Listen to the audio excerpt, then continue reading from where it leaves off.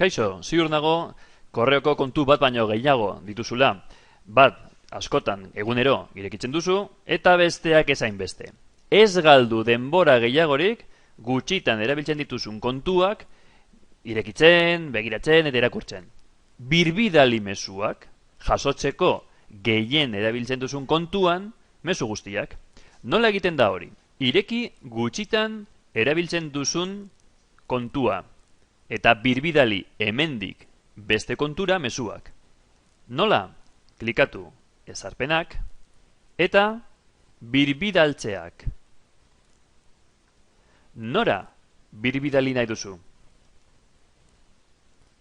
Helbide honetara.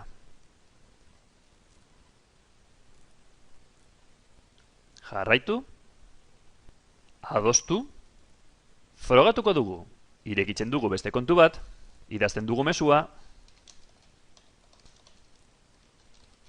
bidaltzen dugu, bai, Aldonzaren kontura ailegatu da mezua, baina Dulzinearen kontura?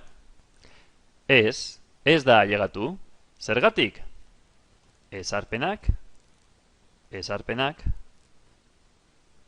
birbidaltzeak, ez dugu gaitu birbidaltzeko aukera.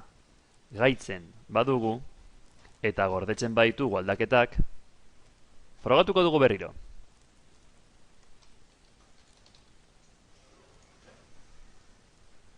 Bai, Aldonzak bigarren mezua ere jaso du, aber Dulzineak.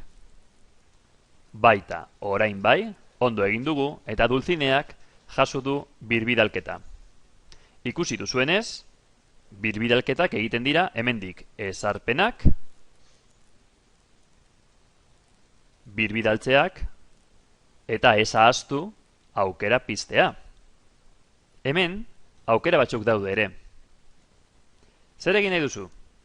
Bietara ailegatzea, bietan irakurritako giza markatzea batean irakurri ondoren, gutxitan erabiltzen duzun kontuan artxibatzea, edo zuzen ezabatzea eta bakarrik ikustea gehien erabiltzen duzun kontuan.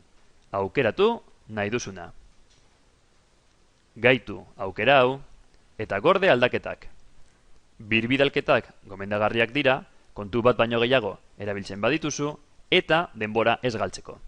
Eskerrik asko, agur!